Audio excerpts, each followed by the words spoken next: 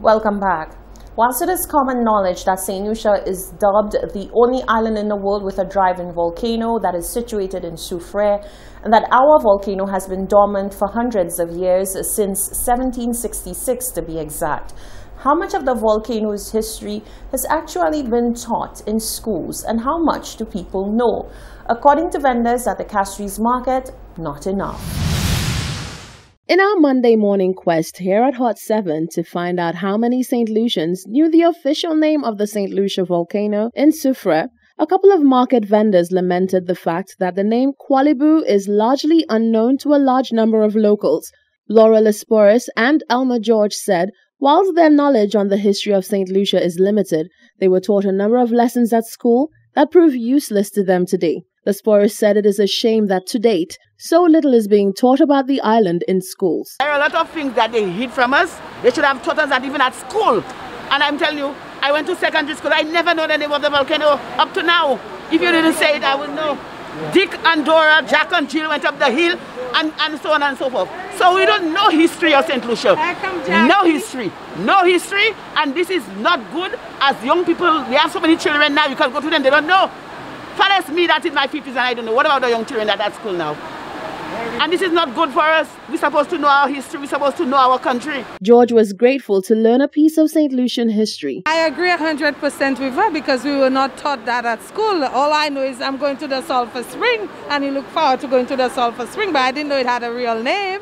Only now I end up knowing the one in St. Vincent, so I figured it might have a name here, but I don't know the name. Only now I know. Thank you so much for telling me. The two ladies implored the powers that be to make a greater effort to ensure that the up-and-coming generations of St. Lucians are more educated on the topic of St. Lucian history than the previous generations. I hope they teach the young children coming up our history properly so they will know. Stop telling about Columbus.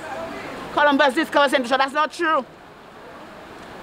That's what they have to tell the children. Tell them about our country. Yeah. Their children don't even know cul-de-sac. You understand? And how we come to be. So we have to teach our children these things. So many things that children don't know. And they're ignorant, not knowing these things. So we have to teach our children, teach the children the history of their country, their nature, culture, teach the children these things. At school, especially at school. Disaster in the Bad Lane. I'm sure our young people don't know much about the disaster in the Bad Lane. They need to teach the children these things, okay? The cow ran over the spoon. And do what? You understand? That's what they used to teach the children. The cow ran over the moon. Which cow that can run over the moon? And with spoon. Yeah. That's not what they have to teach their children. Qualibou, better known as the Soufrière drive-in volcano, has been lying dormant since 1766. Reporting for Hot 7 News, I am Rochelle Gonzalez. Meanwhile, Rochelle Gonzalez quizzed the public about St. Lucia's volcano. Let's join Rochelle. Right here in St. Lucia, we boast the world's only drive-in volcano. Now imagine selling this idea to someone who's not from St. Lucia and they ask this question. So, what's the name of your volcano?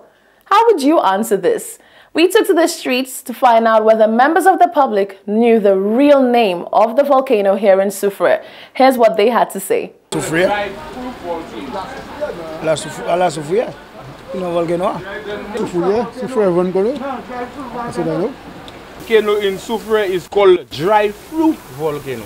That's the name of it. Yeah, it's a dry fruit volcano. That's the name of it. I never heard it other name. La Soufrière. Well, the Sulphur Spring I grew up knowing it as. The Sulphur Spring, but I don't know, is there another name to it? It's the Sulphur Spring in Soufrière. No, darling. No, I don't know. St. Lucia volcano have a name. Not volcano, they have a name. Well, if you were in the dark, like this group, here's your opportunity to learn something new about your country. The name of the volcano is Qualibou. The more you know. Reporting for Hot 7 News, I am Rochelle Gonzalez. One Trinidad native living in Barbados is counting his blessings as the island faces an influx of volcanic ash blowing in from the eruption of St. Vincent's La Soufrière volcano. With all eyes being on the islands of St. Vincent and the Grenadines as they grapple through the natural disaster, that is the eruption of the La Soufrière volcano, Hot 7 turned its attention to another island currently feeling the wrath of the eruption, Barbados. One Trinidad native currently residing on the island, Nevin Roach, said due to the location and the closeness of Barbados to SVG, the air quality is severely impacted. However, he is thankful that the level of danger is low compared to the ailing island. Because the eruption column of the La Soufrière volcano rose so high into the atmosphere, the upper level winds have actually been taking the ash plume east of St. Vincent and directly over Barbados.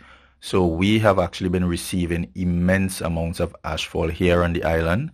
I can tell you that my yard is covered in ash, my car is covered in ash, visibility is poor, the air quality is even poorer, but all of this pales in comparison to what the people of St. Vincent are currently experiencing. Roach said residents of Barbados are following protocols and are doing all that is necessary to get through this trying time. People are taking it very seriously, as they should, and it's just a matter of staying indoors and out of the ash as much as possible to preserve health.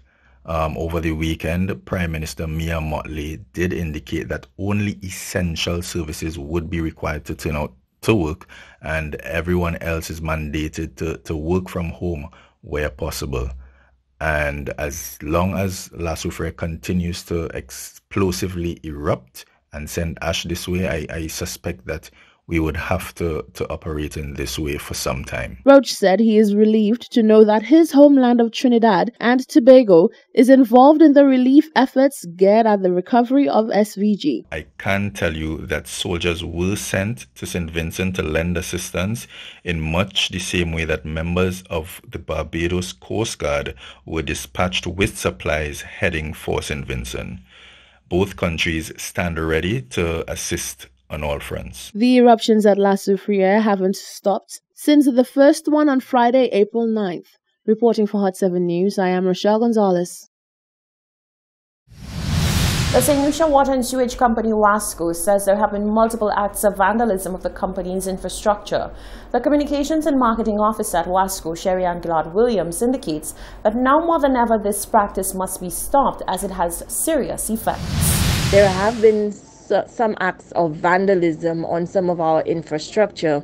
For example, in the Olio area, we have a huge storage tank that is supposed to supply water to residents of that area in Dennery.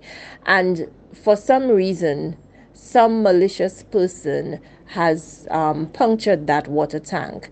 And in order for us to conduct the repairs of that tank, it would mean that we have to empty out all of that water, make the repairs, and then have the tank replenished. We want to urge the public to desist from vandalizing WASCO's infrastructure because it is there to serve the community and it is there for the convenience of customers. So we want to urge them to please stop vandalizing WASCO's infrastructure. Gillard-Williams says the situation continues to be monitored. Stay with us. When we come back, the latest weather report.